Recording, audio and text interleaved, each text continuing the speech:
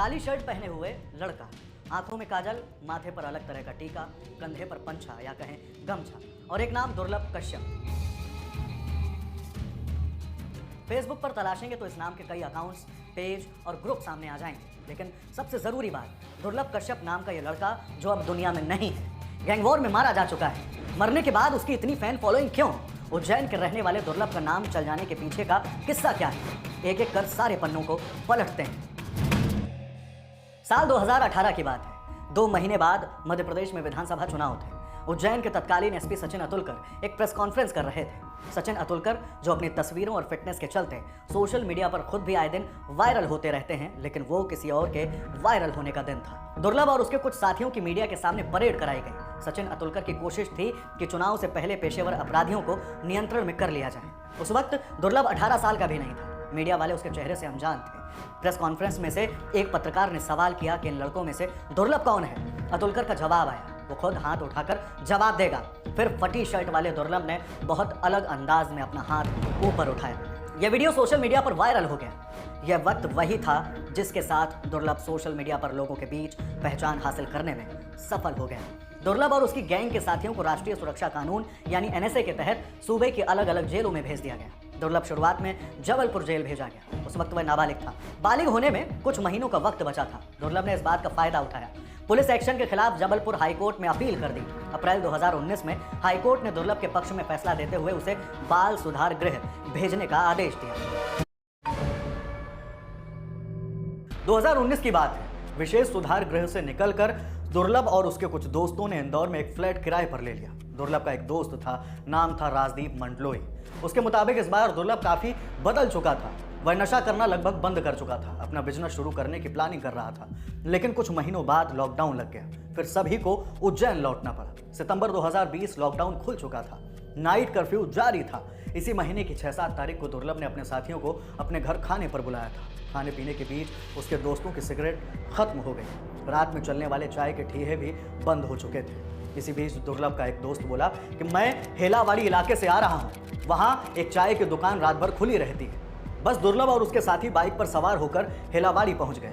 यहाँ दुर्लभ का एक विरोधी गैंग भी सक्रिय हुआ करता था। इस गैंग ने अपना नाम रखा था कुत्ता कमीना चीज। शॉर्ट फॉर्म में खुद को इस गैंग के लोग केकेसी ग्रुप कहते थे। इस गैंग का लीडर था रमीज। हेलावाड़ी की जिस दुकान में दुर्लभ अपने दोस्तों के साथ चाय पीने गया था, उसका मालिक था अमन उर्फ भूरा, जो कि रमीज का भाई है। दुर्लभ इन दिनों कुख्यात हो चुका था। दुर्लभ और विरोधी गैंग के बीच झड़प हुई। कुछ घंटों बाद पुलिस जब मौके पर पहुंची तो यहां दुर्लभ की अधनंगी लाश मिली। पोस्टमार्टम रिपोर्ट के मुताबिक दुर्लभ को 30 से ज्यादा बार चाकू से गोदा गया था। दुर्लभ की मौत के बाद उसकी अंतिम यात्रा सोशल मीडिया पर एक इवेंट की शक्ल ले चुकी थी। जो लोग अब तक दुर्लभ से मिले भी नहीं थे, वो उसकी अंतिम यात्रा में शामिल हुए। सोशल हैंडल से अंतिम यात्रा का लाइव किया गया। सोशल मीडिया पर दुर्लभ का वजन कुछ इतना बढ़ा दिया गया कि उसके असली कहते हैं कि वो एक सामान्य अपराधी था। आप उस पर लगे मुकदमे देख लीजिए, ज्यादातर चाकूबाजी और मारपीट के हैं, लेकिन सोशल मीडिया ने उसे गैंगस्टर बना दिया। इन सब के बीच एक जरूरी सवाल जो आपके मन में भी आ रहा होगा, दुर्लभ कश्यप के साथ कुख्यात जुड़ा कैसे? साल 2001 में पैदा हुआ दुर्लभ का बचपन बहुत अच्छे माहौल में नहीं बीत रहा था। दुर्लभ के पिता मनोज कश्यप और मां के बीच संबंध ठीक नहीं थे।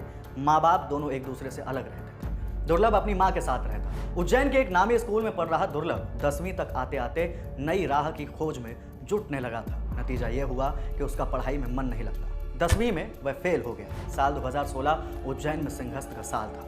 यहीं से दुर्लभ का उभार शुरू हुआ।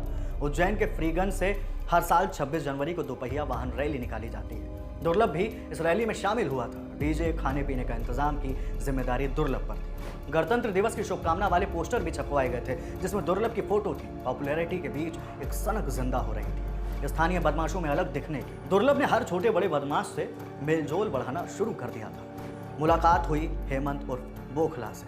फिर दुर्लभ अपराध के रास्ते पर चल पड़ा। फरवरी 2017 में दुर्लभ पर पहली बार पुलिस ने मामला दर्ज किया था। तब दुर्लभ ने अपने साथियों के साथ मिलकर 18 साल के एक लड़के पर चाकू से हमला किया था। इस घटना में सामने वाले लड़के को कोई खास चोट नहीं आई थी। पुलिस के मुताबिक उज्जैन का दानी गेट इलाका डागर और टाग परिवार के बीच दबदबे की लड़ाई का गवाह रहा है। इस लड़ाई की मुख्य वजह है उज्जैन में कार्तिक मेले में उठने वाला पार्किंग का ठेका। हेमंत बोखला के जरिए दुर्लभ डागर परिवार के करीबी राहुल किलोसिया के कांटेक्ट में आया था। किलोसिया को अपना कारोबार चलाने के लिए लड़कों की जरूरत थी। दुर्लभ और उसके साथियों को पनाह दी जाने लगी। किलोसिया ने उज्जैन के बाहरी इलाके में मौजूद एक फार्म हाउस को दुर्लभ और उसके साथियों के लिए खोल दिया था। गैंग के लड़के यहां आते और शराब गांजे के नशे में डूब जाते। बदले में ये लड़के किसी भी वारदात को अंजाम देने के लिए तैयार रहते थे। दुर्लभ पर जनवरी 2018 में पहली बार हत्या का मुकदमा हुआ था। 11-12 जनवरी की दरमियानी रात दुर्लभ और उसके साथियों का आमना सामना टाक परिवार से जुड़े कुछ लड़कों से हुआ। कई घायल हुए। दोनों गुट अपने अपने साथियों को लेकर उज्जैन के सिविल अस्पताल पहुंचे। यहां फिर से दोनों गैंग आपस में टकरा गए। दुर्लभ गैंग के लड़कों ने अर्पित और कान्हा पर चाकू से हमला किया। 13 जनवरी को उसकी मौत हो गई। इस मामले में दुर्लभ और उसके साथियों को आरोपी बनाया गया। दुर्लभ और उसका साथी राजदीप उस वक्त नाबालिग थे, जिसकी वजह से उन्हें उज्जैन के बाल सुधार गृह भेज दिया गया। 4 महीने काटने के बाद दोनों को इस केस में जमानत मिल गई। दुर्लभ का साथी रह चुका एक लड़का बताता है कि दुर्लभ को फोटो खिंचवाने का बहुत शौक था। वह उज्जैन के अलग अलग पेशेवर फोटोग्राफर से अपनी फोटो खिंचवाता था। दुर्लभ और उसके साथी दानी गेट इलाके में उस जगह बैठा करते थे जहां दाह संस्कार किया जाता था। दाह संस्कार करने वाले कुछ लोग काला पंछा यानी गमछा कंधे पर डाला करते थे। वजनी दिखने के लिए इस गैंग के लोगों ने भी गमछा डालना शुरू किया। पंछा और टीका दुर्लभ गैंग की पहचान बन गया। 20 साल की उम्र और 11 मुकदमों वाला दुर्लभ कश्यप गैंग वॉर में मारा गया।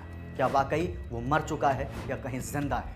अगर नहीं तो फिर उसके नाम पर कत्ल क्यों हो रहे हैं? क्यों फेसबुक से वो अब तक लापता नहीं? मध्य प्रदेश के साथ उसे भोपाल के कोए फिजा इलाके के बस स्टैंड से अरेस्ट किया गया। शिव प्रसाद धुर्वे ने जो नाम लिया वो सुन पुलिस चौंक गई। उसने बताया कि दुर्लभ कश्यप की तरह मशहूर होना चाहता था। गिरफ्तारी के दौरान धुर्वे पुलिस से हंसते हुए बोला, एक और को निपटा दिया। काम के वक्त सोना मुझे पसंद नहीं। जितने भी चौकीदारों की हत्या की गई वे सब काम के वक्त सो रहे थे। दुर्लभ गैंग का एक और सदस्य चयन बोहरा 14 जुलाई 2022 को इंस्टाग्राम पर लाइव देखा गया। चयन और उसके साथी पार्टी कर रहे थे। इस पार्टी से 2 रोज पहले ही चयन और उसके एक साथी ने इंदौर में अनिल दीक्षित नाम के एक हिस्ट्री शीटर पर गोलियां दागी थी। जिस रोज चयन इंस्टाग्राम पर लाइव था उसी दिन अनिल की मौत हुई। चयन ने इस वारदात को अंजाम देने से पहले इंस्टाग्राम पर ऐलान तक किया था। पुलिस ने इन पर 30,000 रुपए का इनाम घोषित किया। दोनों को 10 दिनों के भीतर अरेस्ट किया गया। पुलिस दावा करती है कि दुर्लभ कश्यप मर चुका है, लेकिन कई राज्यों में उसके नाम की मौजूदगी सुनाई देती। दुर्लभ कश्यप गैंग अब खत्म हो चुकी है। मेरा नौजवान पीढ़ी से बस यही कहना है कि अगर वह सोशल मीडिया के जरिए दुर्लभ से प्रभावित हैं तो उसका अंजाम भी देखें।